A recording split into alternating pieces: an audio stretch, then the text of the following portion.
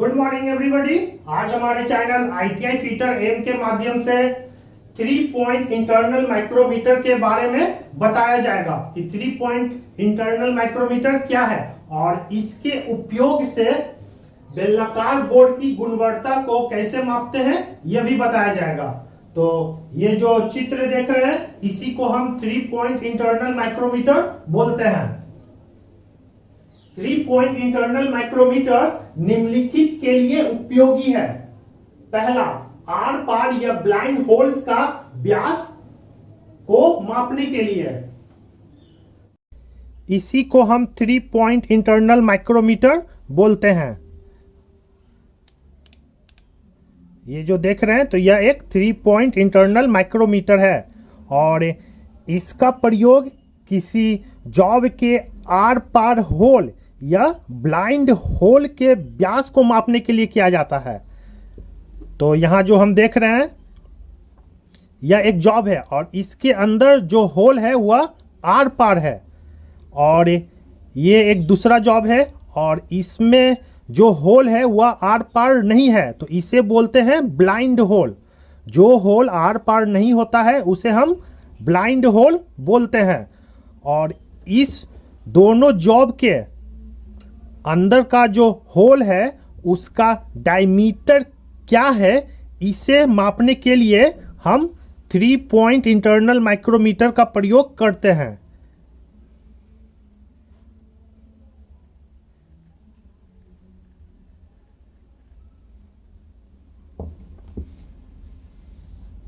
दूसरा, बोर्ड की सिलेंडरिसिटी मतलब बेलनाकार तथा राउंडनेस की जांच करने के लिए। 3 पॉइंट इंटरनल माइक्रोमीटर का दूसरा प्रयोग है बोर्ड की सिलेंडरिसिटी मतलब बेलनाकार तथा राउंडनेस को जांचने के लिए भी इसका प्रयोग किया जाता है। यहाँ पे हम देख रहे हैं यह एक जॉब है और इसके अंदर बोर्ड किया हुआ मतलब होल किया हुआ है और यह होल पूर्ण रूप से बेलनाकार या राउंडनेस में है कि नहीं इसके लिए हम 3 पॉइंट इंटरनल माइक्रोमीटर का प्रयोग करके जांचते हैं। तो इसके लिए इस होल के अंदर 3 पॉइंट इंटरनल माइक्रोमीटर के मेजरिंग पॉइंट को इसमें रखते हैं और 3 या 4 जगह इसके माप को लेते हैं। अगर सभी जगह माप समान होता है तो इस जॉब का जो होल है वह पूर्ण रूप से बेलनाकार या गोलाई में होता है।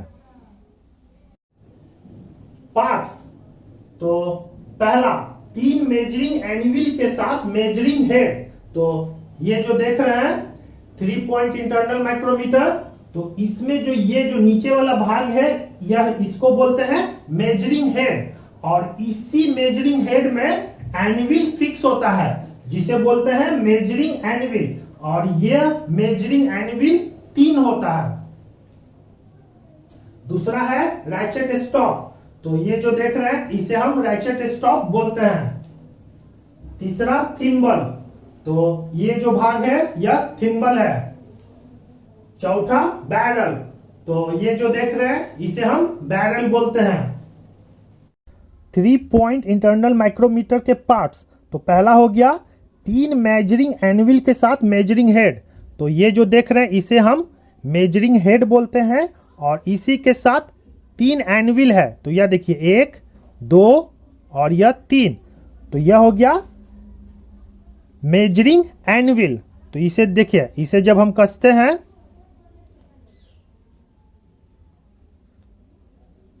तो ये देखिए ये जो एनिविल दिखाई दे रहा बाहर निकला हुआ, तो इसी को हम मेजरिंग एनिविल बोलते हैं जो कि मेजरिंग हेड में है। दूसरा है रैचेट स्टॉप, तो ये जो भाग देख रहे हैं इसे हम रैचेट स्टॉप बोलते हैं। इसके द्वारा देखिए एक समान माप लिया जाता है। तीसरा हो गया थिम्बल, तो ये जो भाग देख रहे हैं इसे हम थिम्बल बोलते हैं। और चौथा हो गया बैरल या स्लीव, तो ये जो भाग देख रहे हैं इसे स्लीव या बैरल बोलते हैं।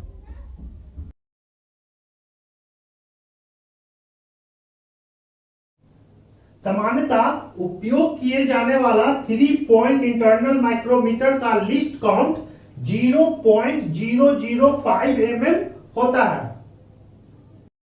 सामान्यतः उपयोग किए जाने वाले 3 पॉइंट इंटरनल माइक्रोमीटर का लिस्ट काउंट 0.005 mm होता है।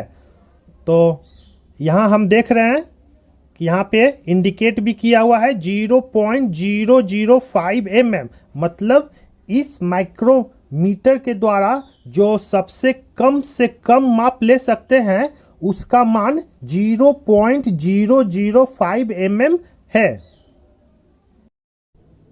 लिस्ट काउंट, तो लिस्ट काउंट किसे बोलते हैं? तो ये जो 3 पॉइंट इंटरनल माइक्रोमीटर है इसके द्वारा जो कम से कम माप मापा जाता है वह इस माइक्रोमीटर का लिस्ट काउंट कहलाता है। तो least count 3 point internal micrometer का कितना होता है? 0.005 mm। तो यह 0.005 mm कैसे आया यह बताया जा रहा है। तो इस माइक्रोमीटर के स्लिप पर एक एक mm के निशान बने होते हैं जिसे मेन डिवीजन कहते हैं, और एक मेन डिवीजन का मान बराबर 1 mm होता है। तो यहां हम देख रहे हैं ये जो माइक्रोमीटर है तो इसका यह स्लीव है, तो ये देखिए यह स्लीव है, तो इस स्लीव पर एक एक mm का निशान पारा हुआ होता है, तो जिसे हम मेन डिवीजन कहते हैं, और एक मेन डिवीजन बराबर 1 mm। फिर प्रत्येक mm को 2 बराबर भागों में बांट दिया जाता है जिसे हम सब डिवीजन कहते हैं, और जिसका मान 0.5 mm होता है। तो यहाँ जो देख रहे हैं जो मेन डिवीजन है तो प्रत्येक मेन डिवीजन को 2 भागों में बांट देते हैं, तो जिसे हम सब डिवीजन कहते हैं। इस माइक्रोमीटर के स्लिप पर, तो ये जो देख रहे हैं इसे स्लिप बोलते हैं और इसे थिम्बल बोलते हैं। यह हो गया थिम्बल और ये हो गया स्लिप। तो इसके स्लिप पर एक एक mm के निशान बने होते हैं जिसे मेन डिवीजन कहते हैं, और फिर प्रत्येक mm को 2 बराबर भागों में बांट दिया जाता है जिसे सब डिवीजन कहते हैं, और जिसका मान 0.5 mm होता है। तो यहां हम देख रहे हैं कि इसके स्लिप पर 16 से 20 mm तक एक एक mm का निशान अंकित है। ये देखिए 16, 17, 18, 19, 20, मतलब इसके स्लिप पर एक एक mm के निशान अंकित है जिसे हम मेन डिवीजन बोलते हैं, और जिसका मान 1 mm होता है। और फिर प्रत्येक mm को 2 बराबर भागों में बांट दिया जाता है। तो यहाँ देखिए 16 और 17 के बीच में ऊपर देखिए एक लाइन है, मतलब 16 और 17, मतलब 1 mm को 2 बराबर भागों में बांट दिया जाता है और निशान अंकित कर दिया जाता है जिसे हम सब डिवीजन बोलते हैं, और इसका मान 1/2 mm होता है, 0.5 mm। स्पिंडल के ऊपर 0.5 mm मतलब 1/2 mm पिच वाली चूड़ियां बनी होती है। तो इस माइक्रोमीटर के स्पिंडल के ऊपर 1/2 mm पिच की चूड़ियां बनी होती है। इसके स्पिंडल के ऊपर 1/2 mm पिच की चूड़ियां बनी होती है। तो इसके अंदर जो स्पिंडल होता है, तो देख लें स्पिंडल कौन है। तो ये देखिए, ये जो देख रहे हैं इसी को स्पिंडल बोलते हैं, और इस पर गुना कटा होता है, मतलब थ्रेड कटा होता है, तो जिसका पिच 0.5 mm होता है। तो पिच क्या हो गया? 2 दांतों की बीच की दूरी को, मतलब यहां देखिए एक जॉब है और इसमें गुना कटा हुआ, मतलब थ्रेड कटा हुआ, तो इसमें 2 दांतों की बीच की दूरी को पिच कहते हैं। ठीक है, तो इसी तरह इस माइक्रोमीटर के स्पिंडल पर जो गुना कटा हुआ है तो उसमें 2 दांतों की बीच की दूरी 0.5 mm है। थिम्बल के बेवल एज को 100 बराबर भागों में बांटकर निशान बना दिया जाता है। तो ये जो देख रहे हैं थिम्बल, तो ये जो है थिम्बल, तो थिम्बल को पूरा गोलाई को 100 बराबर भागों में बांट दिया जाता है और उस पर निशान बना दिया जाता है। इसके थिम्बल के बेवेल एज, तो थिम्बल क्या हो गया, ये जो भाग देख रहे हैं जो घूम रहा है, तो इसे हम थिम्बल बोलते हैं। और बेवेल एज हो गया ये जो आगे तिरछा किनारा है ये वाला, तो इसे हम बेवेल एज बोलते हैं। तो इसके बेवेल एज को 100 बराबर भागों में बांटकर निशान बना दिया जाता है। यहां देखें, एक चीज याद रखिएगा कि यहां जो हम 0 देख रहे हैं और ये 5 देख रहे हैं, तो दोनों के बीच में 10 लाइन है, लेकिन इंडिकेट कितना है, 5।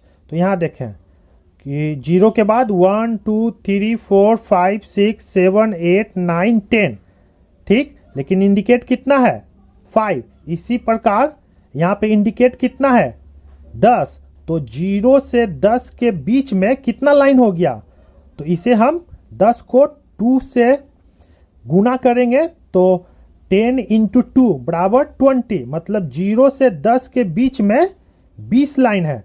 तो इसी तरह पूरा गोलाई 100 बराबर भागों में बटा होता है।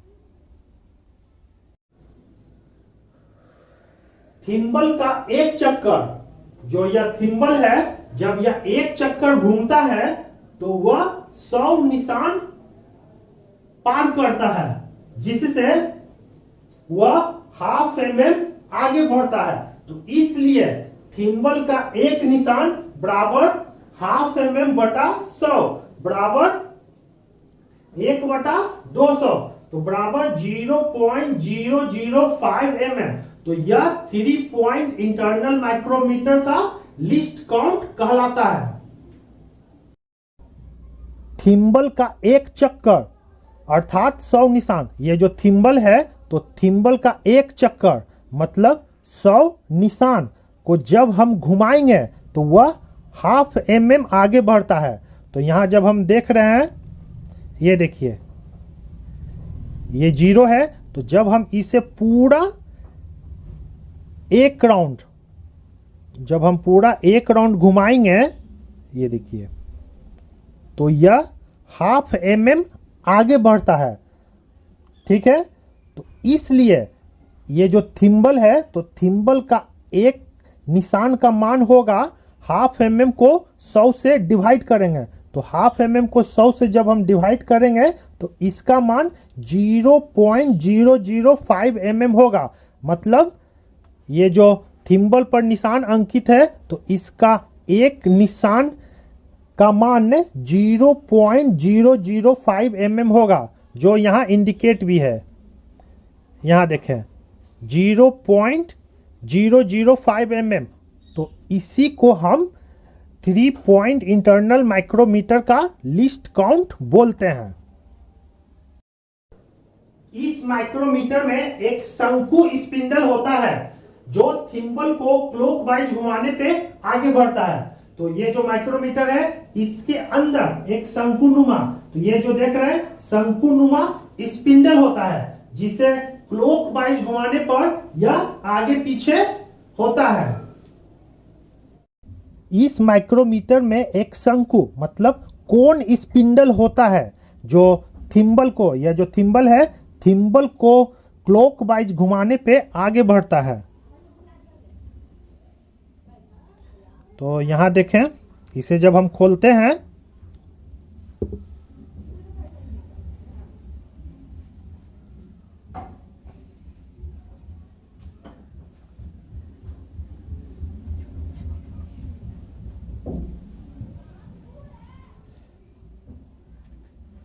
तो ये देखिए, तो ये जो देख रहे हैं नोकीला स्पिंडल, तो इसी को हम शंकु स्पिंडल मतलब कोन स्पिंडल बोलते हैं, जो कि इसके अंदर सेट होता है।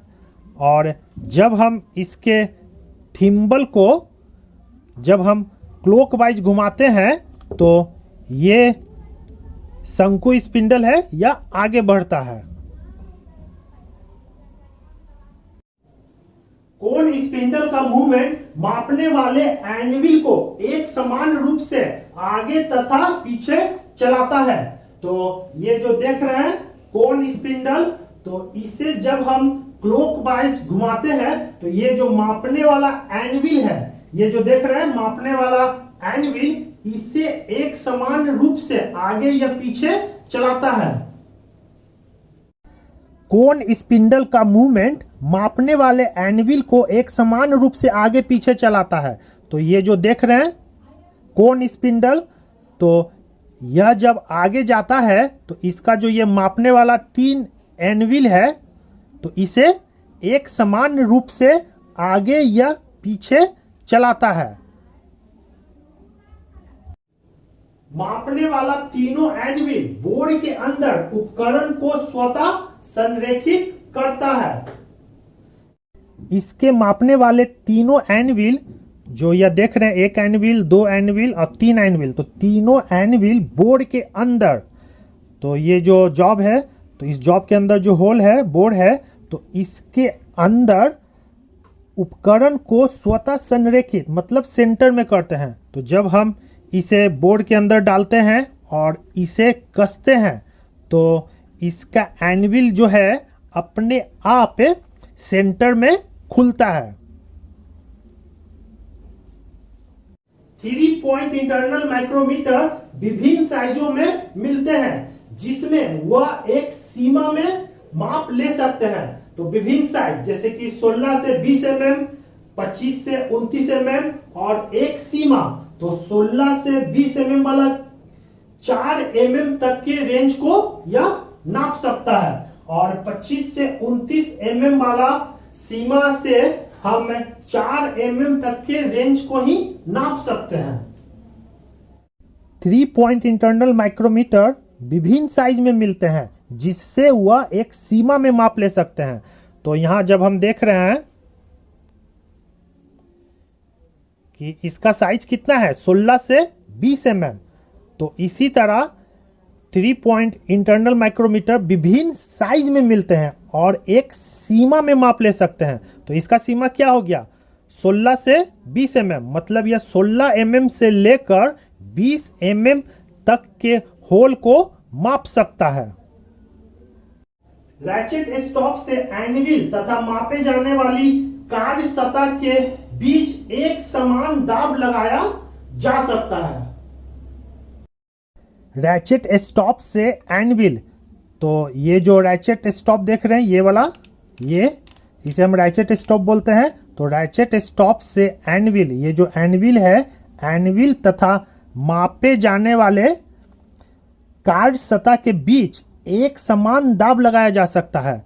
तो इस जॉब के अंदर के होल को नापना है, तो इसके अंदर एनविल को हम क्या किए हैं, सेट करते हैं और फिर रैचेट स्टॉप से जब हम माप लेते हैं तो ये देखिए, तो जब यह टिक टिक का आवाज करने लगता है तो हम इसे घुमाना बंद कर देते हैं। तो यहां देखिए क्या कर रहा, मतलब इसका एनविल इस जॉब के अंदर के सतह पे टच कर चुका है, तो ये इंडिकेट कर रहा है कि अब इसे नहीं घुमाए। तो इससे क्या फायदा होता है कि सभी व्यक्ति द्वारा एक समान माप पे रैचेट स्टॉप के द्वारा लिया जा सकता है। इस माइक्रोमीटर में एक या अधिक जीरो सेटिंग रिंग दी होती है। इस माइक्रोमीटर में एक या अधिक जीरो सेटिंग रिंग दी होती है। तो ये जो देख रहे हैं, तो इसी को हम जीरो सेटिंग रिंग बोलते हैं, जो इस माइक्रोमीटर के साथ है 1 या 2 दी जाती है।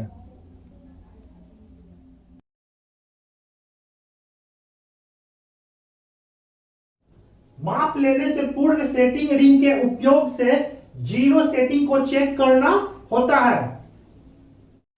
माप लेने से पूर्व मतलब इस माइक्रोमीटर द्वारा इस जॉब के अंदर के होल का माप लेने से पूर्व जीरो सेटिंग रिंग के उपयोग से, या जो जीरो सेटिंग रिंग है, तो जीरो सेटिंग रिंग के उपयोग से इसका जीरो सेटिंग को चेक करते हैं। तो इसके लिए इसके अंदर हम इसे सेटिंग रिंग के अंदर रखते हैं और फिर रैचेट स्टॉप के द्वारा हम इसे टाइट करते हैं। जब यह टिक टिक का आवाज करने लगे तो इसे बंद कर देना चाहिए और फिर इसका 0 सेटिंग देखते हैं। तो यहां हम देख रहे हैं कि इसका 0 लाइन सेंटर लाइन मतलब आधार रेखा से एक्यूरेट मिल रहा है। मतलब यह माइक्रोमीटर में किसी भी प्रकार का गलती नहीं है। और अब इसके द्वारा हम इस जॉब का माप ले सकते हैं।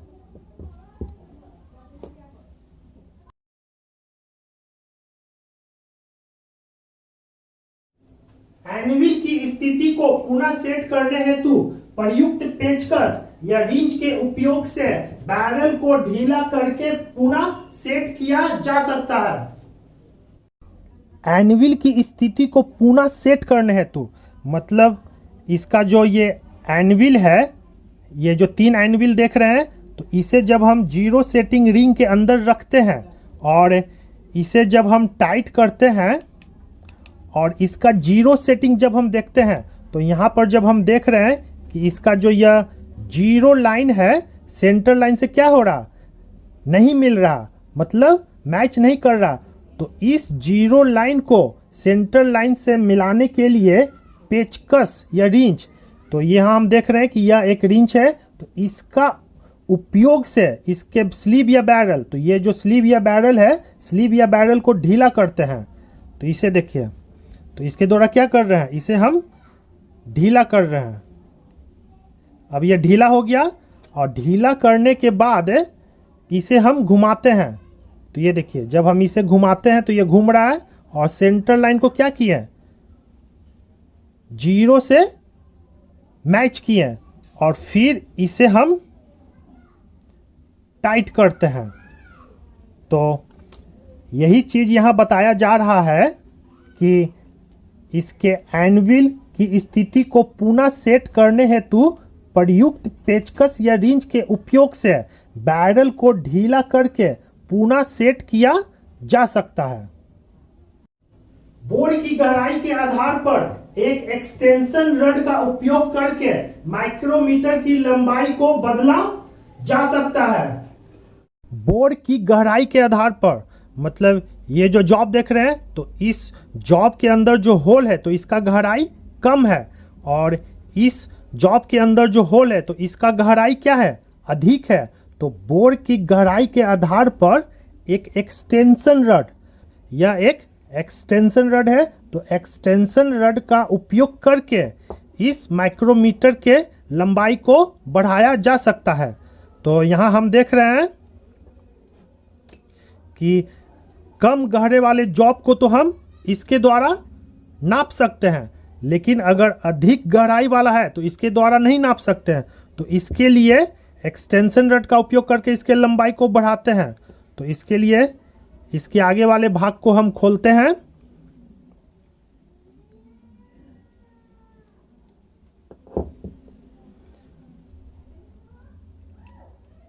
फिर एक्सटेंशन रड में इसे हम सेट करते हैं।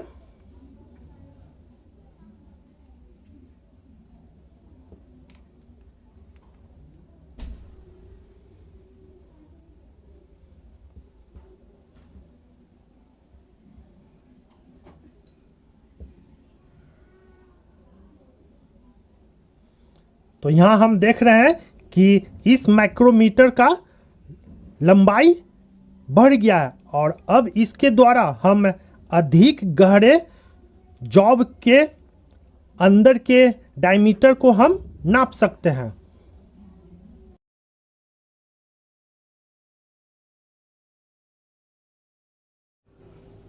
एक्सटेंशन रड को बदलने के लिए स्पेनर की व्यवस्था रहती है।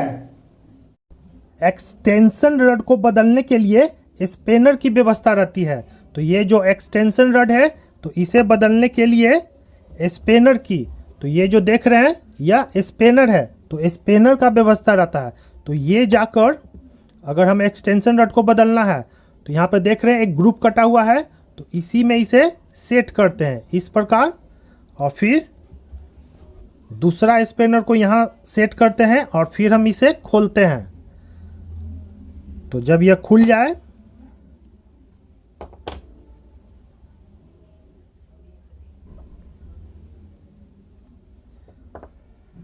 फिर एक्सटेंशन रड को कसते हैं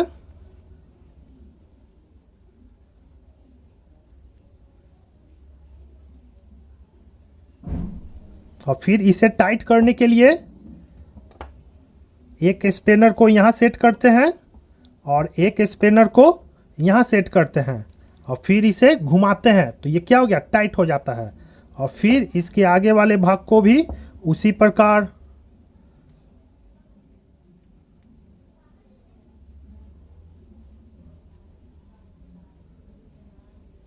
सेट करते हैं और स्पेनर को यहाँ लगाकर इसे टाइट करते हैं।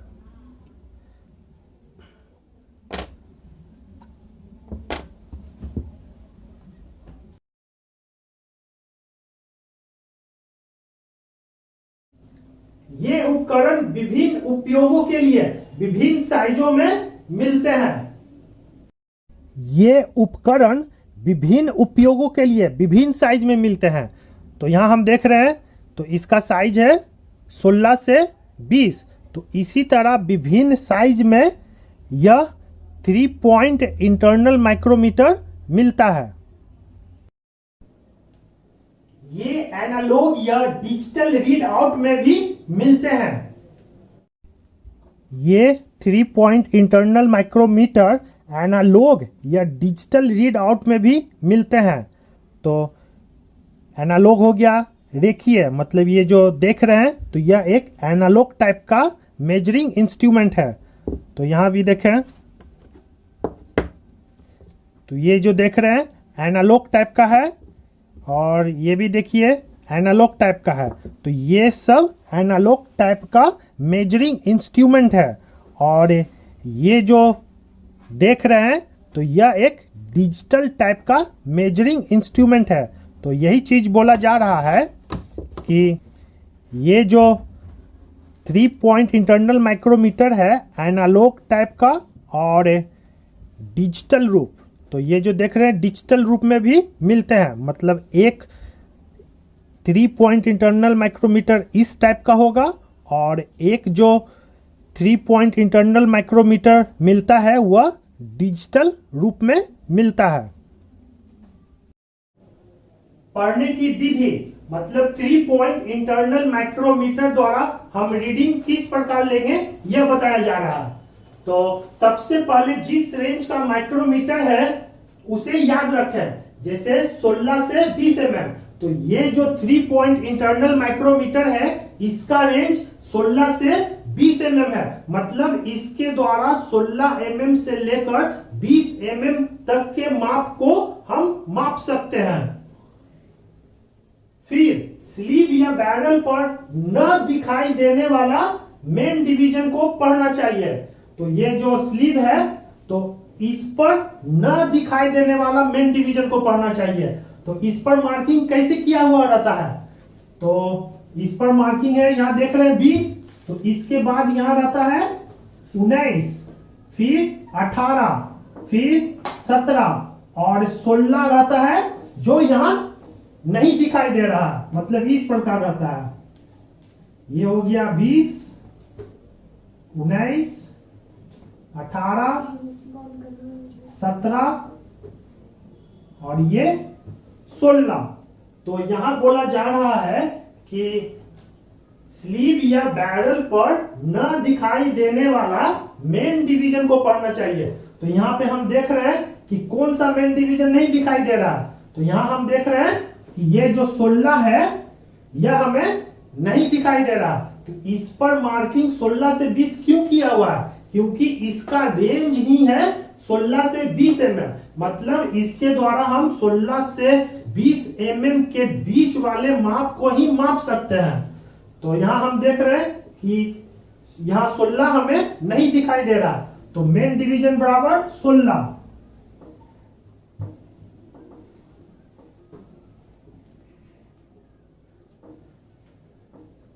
फिर स्लीव या बैरल पर सब डिवीजन को देखें। तो यहां हम देख रहे हैं कि 16 के बाद जो यहां सब डिवीजन है वह दिखाई दे रहा है कि नहीं दे रहा है। तो यहां हम देख रहे हैं अगर दिखाई दे रहा है तो सब डिवीजन का मान 0 mm होगा, और नहीं दिखाई देने पर सब डिवीजन का मान 0.5 mm लिखे। तो यहां हम देख रहे हैं यह जो 16 है और 16 के बाद ऊपर सब डिवीजन लिखाता है ना, तो यहां हम देख रहे हैं 16 और 17 के बीच में जो यह सब डिवीजन है, 16 और 17 के बीच में जो यह सब डिवीजन है यहां नहीं दिखाई दे रहा। तो जब नहीं दिखाई दे रहा है तो सब डिवीजन का मान 0.5 mm यहां पे हम लिखेंगे, और अगर यह दिखाई देगा तो सब डिवीजन का मान 0 mm लिखाएगा।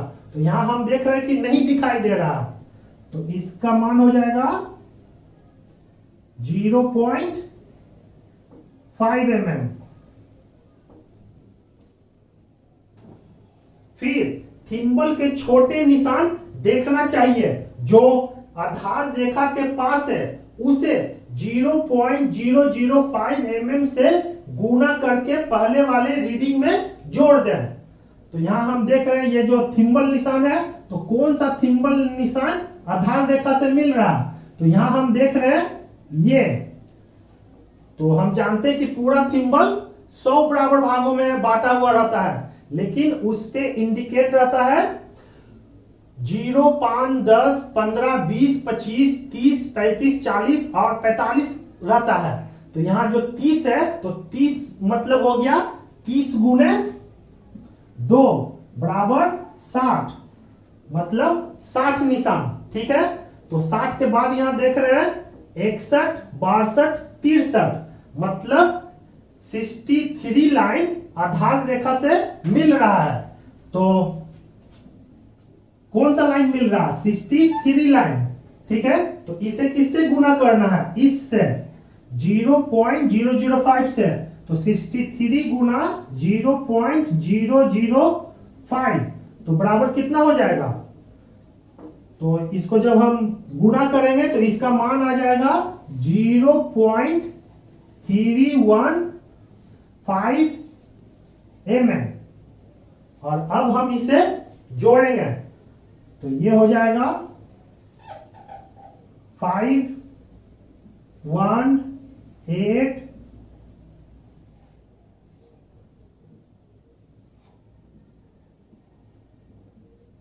तो ये जो आया 16.815 mm, यह इस माइक्रोमीटर का कुल रीडिंग कहलाता है। 3 पॉइंट इंटरनल माइक्रोमीटर से किसी जॉब के अंदर के होल के डायमीटर को कैसे मापते हैं यह बताया जा रहा है। तो इस जॉब के अंदर के होल के डायमीटर को हमें इसके द्वारा नापना है। तो सबसे पहले इस माइक्रोमीटर को जीरो सेटिंग रिंग के द्वारा इसका जीरो सेटिंग चेक करते हैं। तो इसके लिए इसके अंदर हम रखते हैं और फिर इसका जीरो सेटिंग देखते हैं। तो यहाँ हम देख रहे हैं कि इसका जीरो लाइन सेंटर लाइन मतलब आधार रेखा से एक्यूरेट मिल रहा, मतलब इस माइक्रोमीटर में किसी भी प्रकार का गलती नहीं है और इसके द्वारा हम जॉब के माप को माप सकते हैं। फिर जिस जॉब को नापना है उसके अंदर इसके मापने वाले एनविल को रखते हैं और रैचेट स्टॉप के द्वारा इसे कसते हैं, और जब यह टिक टिक का आवाज करने लगे तो इसे घुमाना छोड़ देते हैं और अब इसका रीडिंग को पढ़ते हैं। सबसे पहले स्लीव या बैरल पर, तो ये इसका स्लीव है, तो इस पर न दिखाई देने वाले मेन डिवीजन को पढ़ना चाहिए। तो हम जानते हैं कि इस माइक्रोमीटर के स्लिप पर मार्किंग किया हुआ है 16 mm से लेकर 20 mm तक। तो यहाँ देख रहे हैं 20 mm या 19, ये हो गया 18, ये 17। तो कौन सा हमें नहीं दिखाई दे रहा? 16 mm नहीं दिखाई दे रहा, तो इसे सबसे पहले लिखें। तो मेन डिवीजन बराबर 16 mm।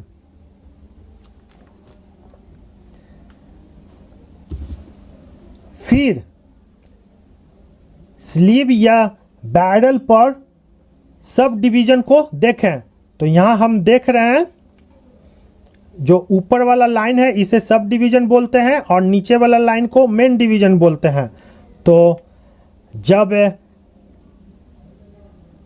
जो यह सब डिवीजन है जब यह नहीं दिखाई देता है तो सब डिवीजन का मान 0.5 mm होता है और जब सब डिवीजन दिखाई देता है तो उसका मान 0 होता है।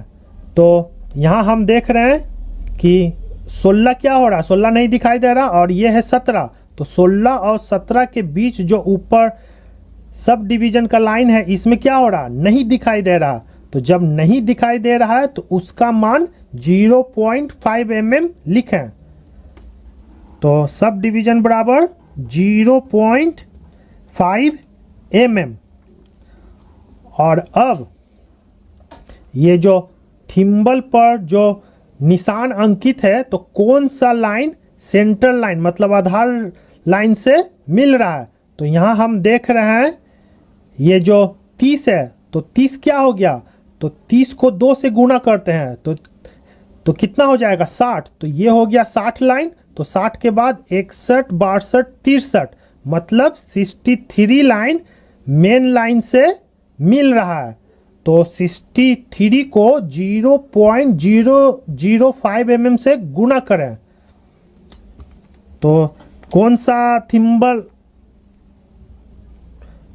सा थिम्बल डिवीजन मिल रहा है 63। तो 63 को 0.005 mm से गुणा करेंगे तो इसका मान आएगा 0.315 mm। और अब इस तीनों मान को जोड़ दें